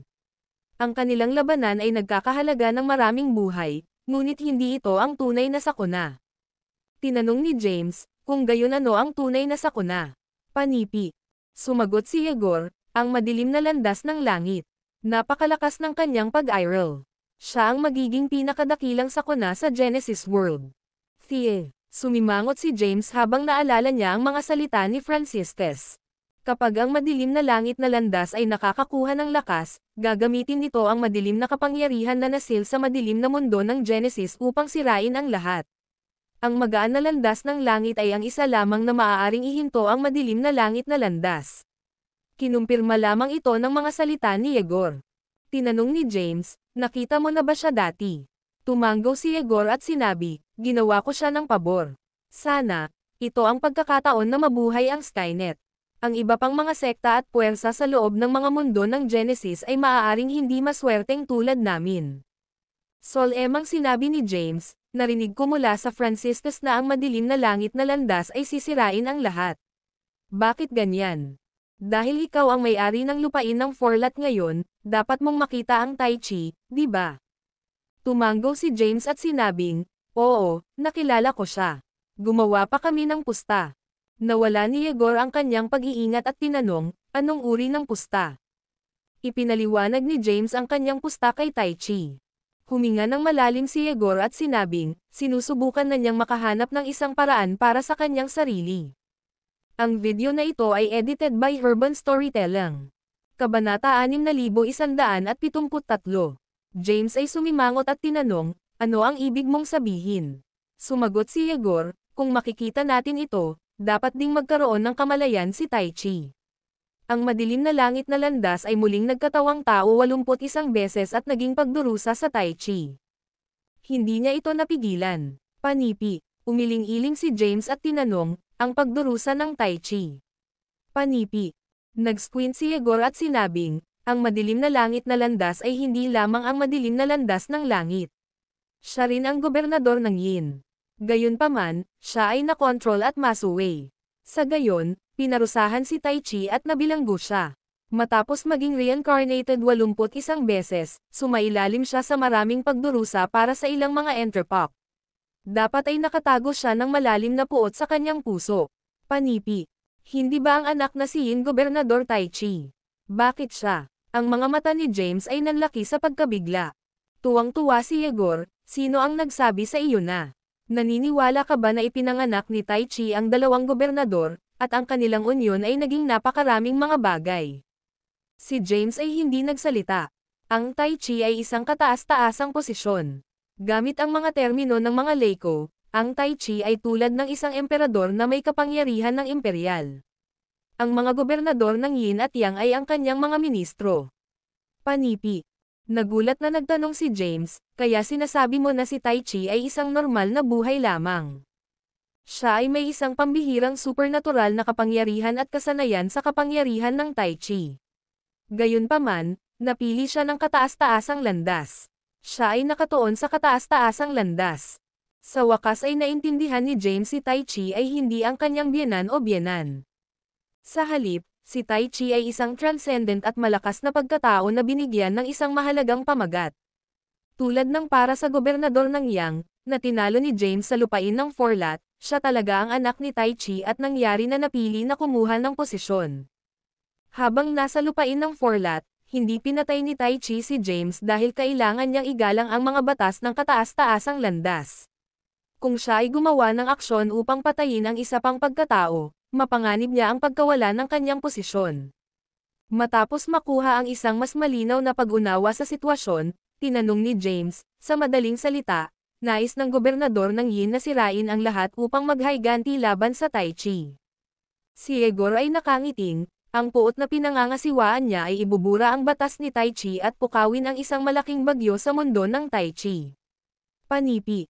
Si James chuckled sa loob, namangha na siya at si Thea ay may parehong ideya. Totoong mag-asawa sila na magkapareho. Naisip niya ng kaunti at tinanong, kung nais niyang ibagsak ang batas ng Taichi, kakailanganin lamang niyang patayin si Taichi.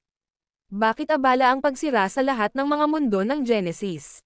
Tiningnan ni Yegor si James at sinamsam, anong uri ng pag-iral ang naruroon ni Taichi. Ang mga mundo ng Genesis ay orihinal na bahagi ng mundo ng Taichi. Naghiwalay lamang sila matapos na masira ni Franciscus ang mundo ng Taichi. Imposibleng patayin si Taichi kung ang mundo ng Taichi ay umiiral pa rin. Bumagsak si James, napagtanto kung paano hamon ang gawain ng kanyang asawa. Bilang asawa, nadama niya ang responsable sa pagtulong sa kanya. Upang pukawin ang sapat na problema upang himukin ang Taichi mula sa kanyang posisyon, ang magaan na landas ng langit ay talagang mahalaga. Pagkatapos ng lahat, ang magaan na makalangit na landas ay ang tanging maaaring mapigilan ang kanyang asawa. Tumingin si James kay Yegor at sinabing, dahil si Taichi ay naghahanap ng isang paraan, bakit siya nakipagpusta sa akin? Sumagot si Yegor, kung buhay ka pa, paano siya ligtas na magtago sa lupain ng Forlat? Iba ang kakaibang espasyo mula sa mundo ng Taichi. Pinlano na niya ito upang maging ruta ng pagtakas niya. Tiyak na galit siya na nakarating ka doon sa harap niya. Panipi. Sumimangot si James at sinabing, pagkatapos ay nahihirapan ako. Nasa kanyang teritoryo, upang patayin niya ako anumang oras. Panipi. Inilunsad ni Yegor ang kanyang mga mata at sinabing, kung papatayin ka niya, bakit siya maghihintay hanggang ngayon? Hindi mo lamang makokontrol ang lupain ng Forlat, ngunit matagumpay mo ring nilinang ang panghuli na gintong katawan. Ang kataas-taasang landas ay napili ka. Kung papatayin ka niya, hindi na siya magtatagal. Maingat na sinabi ni James, kaya hindi niya ako pinapatay at nais na gamitin ang 3 dakilang mga pagdurusa sa langit upang maalis ako. Sa pamamagitan nito, hindi niya maituturing na paglabag sa batas ng mga landas. Tumugon si Yegor, eksakto. Gayunpaman, ang pagsulong ng iyong ranggo ng paglilinang kasama si Tai Chi na nakatayo sa paraan ay magiging mahirap. Ang video na ito ay edited by Urban Storytelling. Kabanata 6174. James sinabi ng nakangiting, hanggat hindi siya maglakas loob na makitungo sa akin ng personal, makakahanap ako ng isang paraan upang mabuhay ang tatlong dakilang pagdurusa sa langit. Tumingin si Yegor kay James at sinabi na nakangiting, alam mo ba kung ano ang hinahangaan ko tungkol sa iyo? Natigilan si James sandali, pagkatapos ay umiling-iling bilang tugon. Ang iyong malakas na kalooban. Hindi ka kailanman handang umamin ng pagkatalo at hindi matakot sa anuman. Dahil matagal na akong naliwanagan, masasagot mo rin ang aking mga katanungan. Sumimangot si James at sinabi na nakangiting, oo naman. Itanong. Pinag-isipan sandali ni Yegor at sinabi na nakangiting, iniwan mo ang napakaraming buhay na nilalang sa madilim na mundo, at ang unang bagay na ginawa mo pagkatapos umalis sa lupain ng Forlat ay upang matulungan ang aking anak na lalaki sa kanyang kasal. Hindi ito kasing simple ng kasal, di ba? Napangiti si James nang walang pasubali at kumaway sa kanyang kamay. Kaagad pagkatapos, ang mapa ng Grimlore ay lumitaw sa harap nila. Sumimangot si Yegor nang makita ang mapa. Sinabi ni James na nakangiting, tingnan ang mga rehiyon ng Genesis na kinokontrol ng Skynet at ang sekta ng Lostes. Nakakonekta ba sila? Agad na natanto ni Yegor at sinabi, sa katunayan. Ang aming mga rehiyon ng Genesis ay konektado. Samantala, ang rehiyon ng Genesis ng Luces sect at ang lupain ng Forlat ay pinaghiwalay lamang ng dalawang mundo ng Microgenesis. Kung makokontrol natin ang sekta ng Luces, pagkatapos ay buksan ang isang daanan sa pamamagitan ng dalawang Microgenesis na mundo, madali tayong makarating sa lupain ng Forlat. Pinuri siya ni James, na nagsasabing, tulad ng inaasahan mula sa isang matalinong tao na katulad mo. Naintindihan mo ang aking hangarin halos kaagad. Tiningnan ni Yegor si James at sinabing, kaya, natagpuan mo ang bagyo mula sa lupain ng Forlat at ibinigay ito kay Truett bilang isang betrothal na regalo para sa kamay ni Zitlali sa kasal. Sa pamamagitan nito, si Truett ay makakakuha ng mukha, at maaari ka ring makontrol sa sekta ng Luces. Yumuko si James, hinawakan ang kanyang mga kamay, at sinabing, patawarin mo ako. Ngumiti si Yegor at mahinahon na sinabi, ang hanggal na anak ko ay hindi pa alam, siya ba? Panipi. Ginagawa niya. Itinaas ni James ang kanyang ulo. Natigilan, tinanong ni Yegor, sinabi mo ba sa kanya? Sumagot si James, oo. Kami ay mabuting kaibigan at hindi magtatago sa bawat isa. Itinuro ni Yegor sina James at sneered, hindi ka dapat. Hindi lamang ikaw ang kanyang mga kaibigan, kundi pati na rin ang kanyang tagapayo. Ang dalawa sa iyo ay mga katulad na tao na naglalakad sa parehong landas. Dapat mong sanayin siya ng higit pa. Bilang karagdagan sa pagtulong sa kanya na linangin, kailangan mong hone ang kanyang mental na lakas. Kailangan niyang kilalanin ang kasamaan ng mundong ito at lumaki. Hindi mo dapat sinabi sa kanya ang tungkol dito at hayaang malaman niya ito sa kanyang sarili. Panipi. Pinagtagumpayan ni James si Yegor, na nagsasabing, may mga bagay na dapat malaman ng isang tao. Gayunpaman, ang ilang mga bagay ay kailangang sabihin ng bukas. Kung hindi man, hindi lamang ito magagawang palakasin ang kanyang lakas sa pag-iisip, ngunit masasaktan siya matapos malaman ang katotohanan. Panipi. Natigilan si Yegor, at pagkatapos ay tumawa siya at itinuro kay James. Sa sandaling iyon, biglang nakatanggap si James ng isang mensahe ng telepathic mula kay Layla. Magmadali ka, nandito sina Gladwin at Yakiz. Nagdilim ang mukha ni James, at mabilis niyang ipinaalam kay Yegor ang tungkol sa sitwasyon. Si Yegor ay sumigaw, mabilis silang gumagalaw. Ano man ito, hindi namin maiiwasan ito. Salunin natin sila. Panipi. Pagkatapos magsalita, hinawakan ni Yegor si James at na-teleport mula sa mahiwagang puwang. Ang video na ito ay edited by Urban Storytelling. Kabanata 6175. Ang punong tanggapan ng Luces sect, na na-demolish, ay itinayo muli. Inimbitahan ni Matanay sina Gladwin at Yakiz sa punong tanggapan bilang mga panauhin. Sa pagbisita ng dalawang pinuno ng pinakamalakas na alyansa, naramdaman ng Luces sect na kaharap nila ang isang mabigat na kaaway. Kung tutuusin, Ngayon lang nila naranasan ang insidente ng paghihimagsik ni Courtney. Maging ang Grand Patriarch, si Matanay, ay napakaingat sa dalawang bisita. Sa harap ng dalawang bisita na may hindi magiliw na ekspresyon, ngumiti si Matanay at itinaas ang kanyang kamay, na nagsasabing, "Pakiusap, uminom ng espiritual na tsaa." Kinuha ni Gladwin ang tasa ng tsaa at nginisyan, "Syempre, mag-e-enjoy ako." Gayunpaman, may isang tao na maaaring walang lakas ng loob na inumin ito. Pagkatapos ng lahat, ito ay tapos na para sa kanya kung siya ay nahawaan ng dead gory bugs. Sa tapat niya, si Yakis, na humigop na sa kanyang tasa ng tsaa, ay agad na iniluwa ang espiritual na tsaa. Umangat ang ulo ni Gladwin at humagalpak ng tawa. Galit na galit, nagpakawala si Yakis ng swordlight at nabasag ang tasa ng tsaa sa kamay ni Gladwin. Tumayo si Gladwin at ngumuso, "May death wish ka ba?" Ngumisi si Yakis, "Hindi mo ako mapapatay. Kunin mo si Zachary na makipagsanib puwersa sa iyo at subukan mo ako." Galit na galit si Gladwin.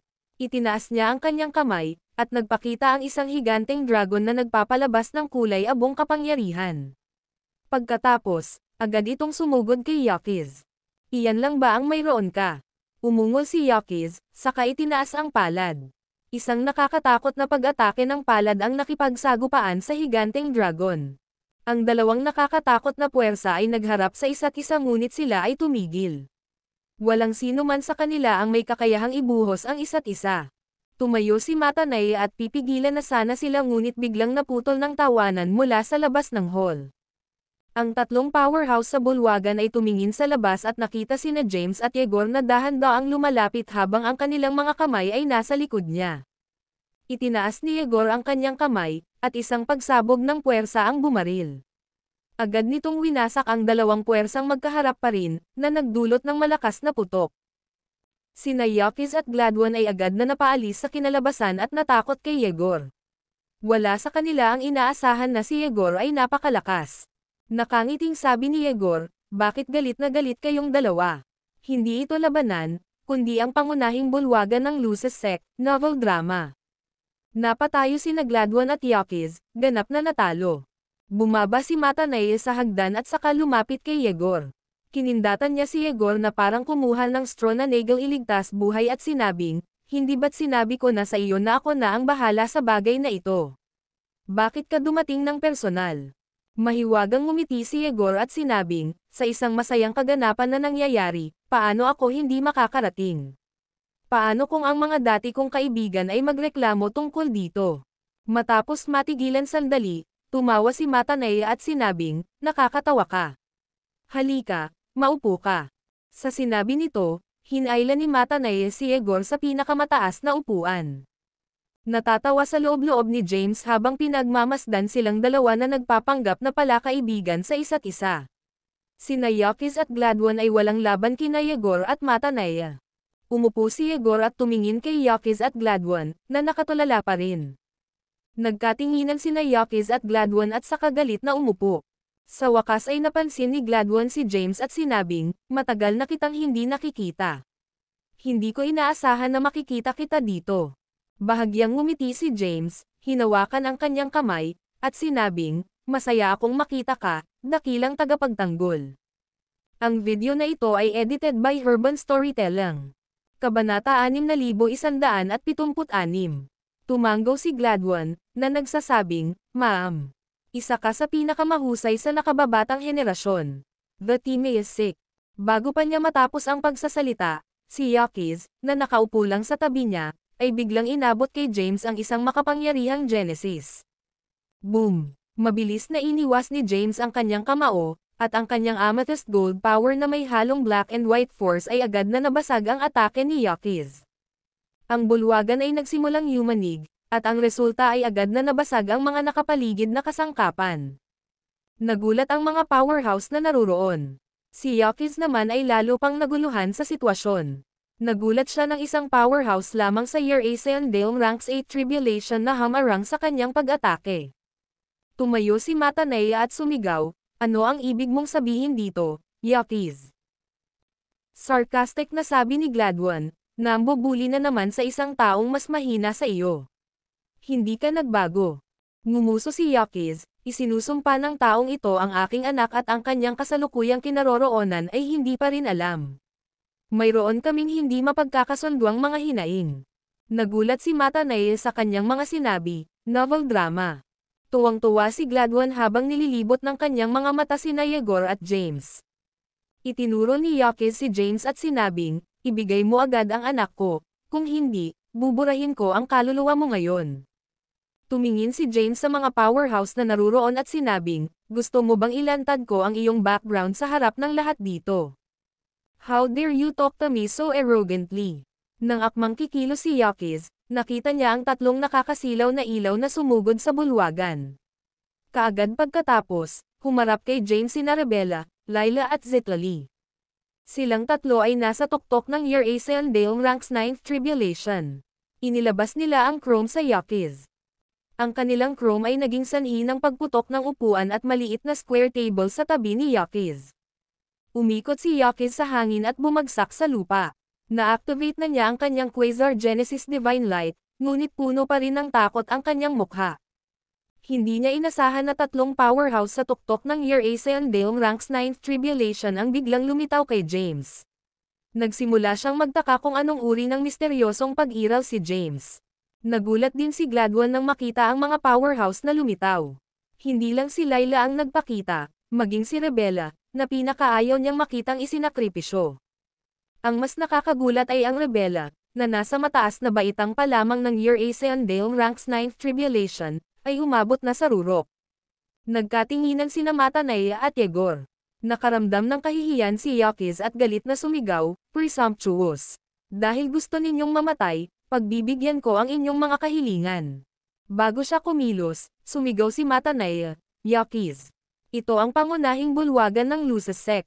Mangyaring mag-isip ng 2 beses bago gumawa ng anuman. Lumingon si Yakiz kay Matanay at nagtanong, tumindigan ka ba para sa kanya, Matanay? Nagdilim ang mukha ni Matanay, at malamig niyang sinabi, si James ay isang kilalang bisita natin. Nakakahiya kung hindi man lang maprotektahan ng ating sekta ang ating mga bisita. Napakunot ang noo ni Yakiz matapos maramdaman ang babala mula sa mga salita ni Matanay. Itinaas ni Zitlali ang kanyang kamay at tinawag ang Tempest Scepter, agad na nagliwanag sa bulwagan ng isang nakasisilaw na liwanag. Ang video na ito ay edited by Urban Storytelling. Kabanata 6177. Nanlaki ang mga mata ni Yakiz at Gladwin sa gulat. Hindi nila inaasahan na ang Tempest Scepter ay nasa kamay ni Zitlali. Nag-utos si Zitlali, bilang santo ng Lucis Sect, ipinapahayag ko na lalaban tayo sa lahat para ipagtanggol si James kung may manggahas man lang magbuhat ng kamay sa kanya. Sa sandaling lumabas ang mga salitang ito, agad na nagbago ang depresyon ni Yakiz. Alam niyang ang Tempest Scepter ay ang banal na sandata ng Lucis Sect, at ang kanilang mga miyembro ay ganap na susunod sa taong may hawak nito. Maliwanag na determinado si Zitlali na protektahan si James. Sa sandaling iyon, isa pang hindi inaasahang tao ang sumulpat sa bulwagan at sumangga sa harap ni James. Ako ang iyong master ng Skynet, Truett. Kung sino man ang gustong humawak sa kanya ay kailangang tumapak sa patay kong katawan. Naramdaman ni Yakiz ang panginginig sa kanyang gulugad. Mabilis niyang nilinggan si Yegor, laking gulat niya na malapit si James sa iyong master ni Skynet. Dahil walang sinabi si Yegor, nangangahulugan iyon na pinahintulutan niya ang mga aksyon ni Truett. Bilang Yakiz Sect at pinuno ng bagong alyansa, hindi siya natakot sa Lucis Sect. Gayunpaman, ang Skynet ay isang pag-iral na hindi kayang madaig ng kanyang sekta. Bukod dito, nanonood din si Gladwin, naghihintay ng pagkakataon. Mawawala sa kanya ang Skynet at ang Lucis Sect sa Righteous Alliance kung sa pilitin niyang susubukan na pabagsakin si James. Ang pagkatalo ng bagong alyansa ay tatatakan kung mangyayari iyon, novel drama. Pagkatapos mag-isip tungkol dito saglit, nagngalit si Yakiz ng kanyang mga ngipin at ibinaba ang kanyang kamay. Pag-isipan mo na lang, guys. Paano mo kikilos kung ang iyong anak ay kinidnap, pinahirapan, sinumpa, at nawala? Dahil ang paggamit ng puwersa ay hindi epektibo, sinubukan ni Yakiz ang isang mas malambot na diskarte at sinubukan ang pangangatuwiran sa kanila. Sa kasamaang palad, walang nagbigay ng pansin sa kanya. Dahan-daang itinaas ni Yakiz ang kanyang ulo at galit na sinabi, "Fine. Ngayon, magpipigil ako para sa kapakanan ng Lucis Sect at Skynet." Itinuro niya si James, pagkatapos ay sinabi, "Gayunpaman, mas mabuting ibigay mo ang aking anak. Kung hindi, hindi ako magdadalawang isip na kunin ang iyong buhay anuman ang kahihinatnan." Napatingin ang lahat kay James, naghihintay na ipahayag niya ang kanyang paninindigan. Marahang itinabi ni James ang kanyang mga kaibigan at nakangiting sinabi, "Sa wakas ay hahayaan mo na akong magsalita. Dahil napagpasyahan nating gawin ito ng makatwiran, linawin natin ito sa lahat. Maaari ko bang itanong kung saan at kailan nawala ang iyong anak?" Nagnganga ang mga ngipin ni Yakiz at sinabing, "Sa Forlat Land." Kumunat ang noo ni James at sinabing, "Kakaiba iyon. Ang Forlat Land ay puno ng mga panganib, at sino man ay maaaring mamatay. Ang iyong anak ay nawala sa Forlat Land, kaya bakit mo ako sinisisi?" Galit na tumawa si Yakiz. "Are you trying to quibble with me? Maraming mga alagad ng bagong alyansa ang nakakita sa iyo na pinahihirapan ang aking anak. Nakuha mo ang sumpa ni Franciscus at naging demonyo. Ngunit sinusubukan mong tanggihan ito ngayon." Tumaas ang kilay ni James at nakangiting nagtanong, "Isang demonyo na naman? Kung ang pagkuha ng mana ni Franciscus ay nagiging demonyo ako, kung gayon bakit ka nagpadala ng mga disipulo mula sa Yakiz Sect upang lumahok at makipagkompetensya para sa mana?" Ang video na ito ay edited by Herban Storytelling. Kabanata 6178. Natigilan si Yakiz. Nakangiting sabi ni James, "Sumali rin ang anak mo, di ba? Inawi niya ako pero natalo." Lahat ng tao ay patuloy na nagsasabi na ang kahalili ni Franciscus ay isang demonyo. Pagkatapos, sinubukan ng mga alagad ng iyong sekta na maging demonyo ngunit nabigo. Kinagat ni Yakiz ang kanyang mga ngipin, ikanaway ang kanyang kamay, at umungol, mapangahas. "Huwag kang lumihis sa pangunahing paksa. Tinatanong ko kung nasaan ang anak ko. Dahil pinilit mo ang paksang ito, pag-uusapan ba natin ang lahat ng nangyari?" Lumingon si James kay Zitlali. At sinabi, "Sabihin sa kanila kung paano tayo nagkakilala sa Forlat Land." Itinaas ni Zitlali ang kanyang ulo at ipinaliwanag ang mga pangyayari sa Forlat Land. Nagdilim ang mukha ni Matanay matapos marinig ang lahat, at sumigaw, "Nakikita ko kung gaano ito ang santo ng sekta namin. Hindi mo ba ako dapat bigyan ng paliwanag, Yakiz?" Ikanaway ni Yakiz ang kanyang kamay at nagmamadaling sinabi, "Hindi. Baka may hindi pagkakaunawaan. At saka, anak ko ay hindi ang taong gumawa nito. Hindi siya karapat-dapat na mamatay." Ikinwento ni James ang mga pangyayari sa Forlat Land, lalo na ang bahagi kung saan nagkunwari si Xavion bilang Whittaker at nakapasok sa Timaeus Sect. Dinala din niya ang mga powerhouse na gumamit ng elixir. Sugpuin ang kanilang mga core. Sina Yegor at Matanay ay may mataimtim na ekspresyon. Sa kabilang banda, napahiya si Yakiz. Pagpapahayag pagkatapos malantad. Sarcastic na sabi ni Gladwin, "Oh, may secret operation ba na ganyan? Kaya ang bagong alyansa na nagsasabing gustong mapanatili ang kaligtasan at katatagan ng Genesis Worlds. Nilabag ang mga patakaran at nag-snock ng mga powerhouse sa Yeriswandale rank sa Forlat Land. Iyon ay kasuklam-suklam at walang hiya." Lumingon si Yakiz at itinuro si Gladwin, sinabing, "Tayo lang ba talaga ang gumawa ng bagay? Hindi ba't ganoon din ang ginawa ninyo? Mabuti. Ngayon, paghiwalayin ang isa't isa. Kailangan ko kayong dalawa na lumaban para magpatuloy ang power struggle na ito." James. Lihim na natawa sa loob. Lumingalinga si Rubella sa paligid at sinalubong ang tingin ni James na tila sinisinyasan siya. Naunawaan naman agad ni James ang kanyang balak at bahagyang tumango bilang tugon. Samantala, matinding nag-away sina Gladwin at Yakiz sa harap ng lahat. Tumambad ang dalawa. Bawat isa sa lahat ng maruruming pakana ng nakaraan. Maya-maya pa ay parang mag-aaway na ang dalawa. Walang pumihil sa kanila, at nanood lang sila na parang mga manonood. Matapos ang matagal na pagtatalo ng dalawa ay bigla nilang napansin ang kakaibang kapaligiran sa kanilang paligid at mabilis na umatras sa isa't isa. Ngumiti si Yegor at sinabing, "Kayong dalawang matanda ay nag-aaway na parang mga bata sa harap ng mga kabataan. Paano?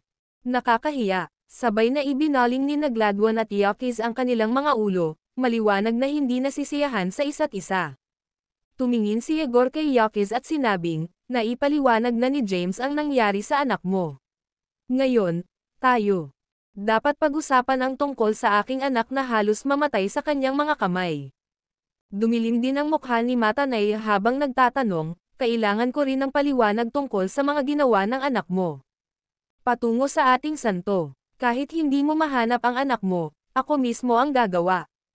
How dare you bully our saintes? Katumbas yan ng paggawa ng kaaway sa sekta natin. Hindi ko matitiis ang mga ganyang aksyon.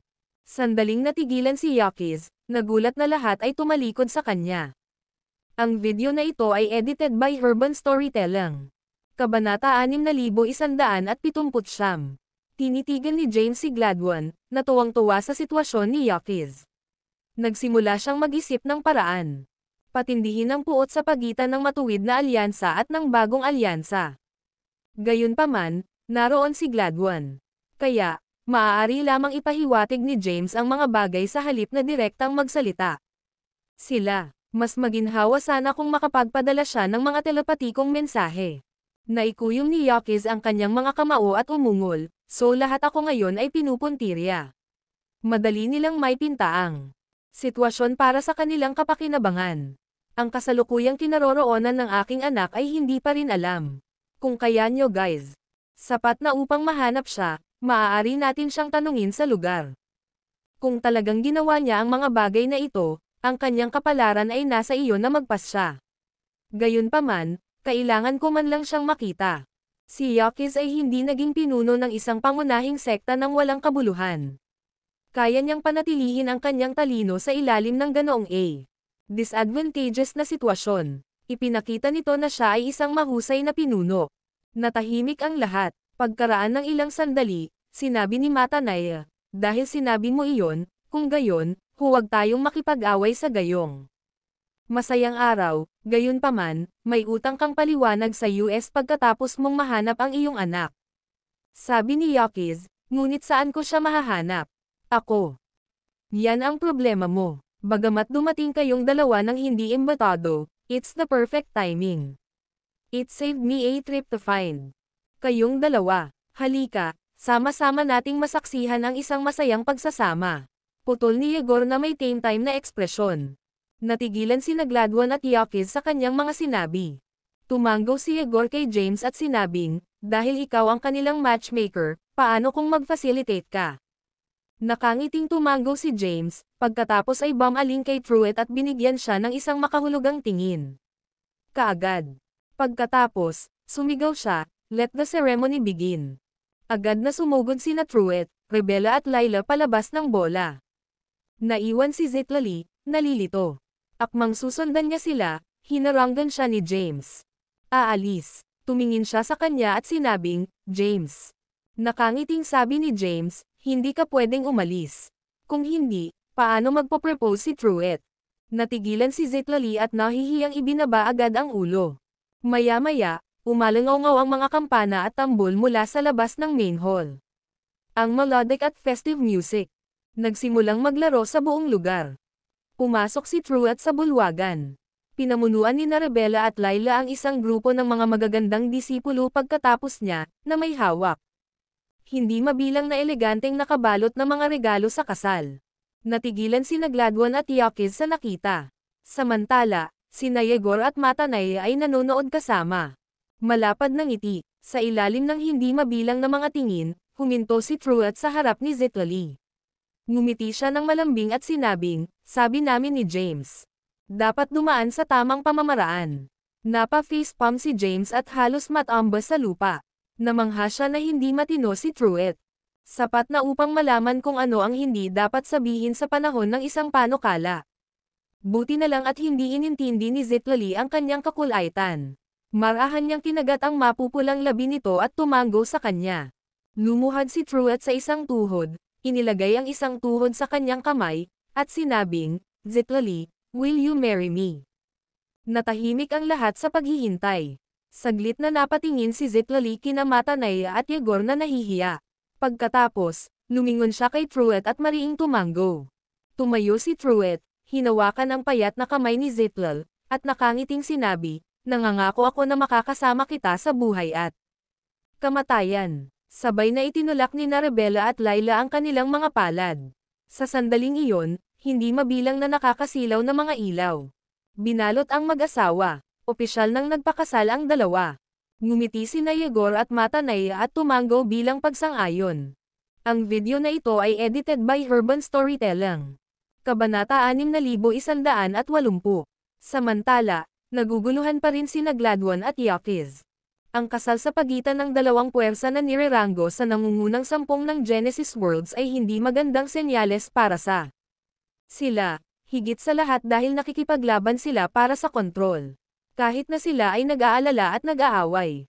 Ang sitwasyon, wala silang choice kundi pilitin ang mga ngiti at palakpakan ng sabay. Biglang lumapit si James sa tabi ni Truett at sinabing, ibigay mo ang iyong mga regalo sa kasal. Mabilis na naglakad si Layla, bitbit ang isang tray na natatakpan ng pulang tela. Hinayla ni James ang pulang tela, at nakita ang isang kumikinang na sinaunang libro. Ang mga powerhouse na naruroon ay agad na nagulat pagkatapos makita ang regalo. Nanlaki ang mga mata ni Gladwin, at nagtanong, iyan ba ang Genesis Phoenix art na nilikha ni Flaviano Hagels? Ang nagtatag ng Lost Sect. Iyan ba ang supernatural na kapangyarihan na minsang nagdulot ng pagkabigla sa buong mundo ng Tai Chi? Napabuntong hininga si Yakiz, at sinabing, Genesis Phoenix art. Iyan ay isang mahalagang kasanayan na nakakatulong sa katawan. Mga pagpipino, hindi ko inaasahan na lilito itong muli ngayon. Hinawakan ni Matanay si Yegor at napabulalas, iyan ang ating matagal nang nawawalang kayamanan, ang Genesis Phoenix art. Sinusubukan mo bang atakehin ako sa puso gamit ang mga sepresang ito? Ngumiti si Yegor at mahinahong sumagot, wala akong kinalaman. Ang mga Reg Along ito ay galing sa kanila. Tahimik si Matanay habang iniisip niya, sino ba ang hindi nakakaalam na mayroon kang pinansyal na mapagkukunan? Maihahambing sa mga pangunahing sekta sa buong Genesis mundo. Sino pa dito ang may kakayahang kumuha? Ganoong mahahalagang bagay. Masyado kang humble. Pareho rin ang iniisip ni Gladwin at Yakiz. Gayunpaman, bukod sa pagkainggit, nagsimula sila mag-alala sa kanilang sitwasyon. Malaki ang papel ng Skynet sa kanilang pakikibaka sa kapangyarihan. Ito rin ang pinaka hindi makontrol at hindi mahuhulaan. Puwersa sa Genesis World. Nais ng lahat na manalo sa kanila, ngunit walang sino man ang hindi ganap na makamit kanilang buong suporta. Ngayon, naglabas si Yegor ng napakamahal na regalo gaya ng regalo ng kanyang anak sa kasalan sa Lucis Sect. Ito pa. Pinatunayan kung gaano unpredictable at misteryosong Skynet. Alam nilang dalawa na hindi dapat maging novel drama ang Skynet. Mina maliit, nagulat din si Zitlali sa mahalagang regalo. Tumingin siya kay Truett at sinabing, ikaw. Samando si Truett at mamulong, binigay sa akin ni James. First surprise pa lang ito. Naisip ni Zitlali sa sarili, ang unang sorpresa. Meron pa ba? Napabuntong hininga siya, hinawakan ng mahigpit ang kamay ni Truett, at sinabing, masyadong mabait si James sa amin. Hindi ako makapaniwalang binigay kanya. Isang mahalagang regalo para sa iyo na gamitin bilang isang regalo sa kasal. Mahinang sinabi ni Truett, ang pinakamagandang regalo ay ang Tempest Scepter. Gayunpaman, kailangan kong ibigay ito. Ikaw muna dahil emergency. Tumango si Zitlali at sinabing, I'm telling you, Truett. If we fail James, we deserve to have our destroyed. Ma'am. Sumang-ayon si Truett sabay tango. Biglang inanunsyo ni James, sigurado akong alam ng mga senior ko dito ang Genesis Phoenix art. It's the nawalang kayamanan ng Lucis Sect. Ang unang regalo ng Skynet sa ngalan ni Truett ay ang Genesis Phoenix. Sining. Pumalakpak ng malakas si Matanay at tuwang-tuwa na sumigaw, okay. Napakalaking pagpapala ito. Ako at ang Lucis. Tunay na pinagpala ang sekta. Pagkatapos, ikinulong ni Matanay ang kanyang mga kamay kay Yegor at sinabing, hindi sapat ang mga salita upang ipahayag ang aking pagpapahalaga. Ituturing ko ang ating relasyon ng may katapatan at magiging mapagkakatiwalaan mong kakampi. Hindi inaasahan ni Yegor na kikilalanan ni James ang Skynet bilang ang gitgit ng napakahalagang kayamanan. Hindi lang ginawa, Tinutulungan niya si Truett na magmukhang maganda, ngunit lubos din niyang pinahusay ang prestihiyo at katatagan ng Skynet. Si James ay hindi kapani-paniwalang hindi mahuhulaan at mapagbigay. Hindi maiwasan ni Yegor na humanga sa kanya. Mga aksyon. Yung susunod na regalo. Muli namang ikan-away ni James ang kanyang kamay.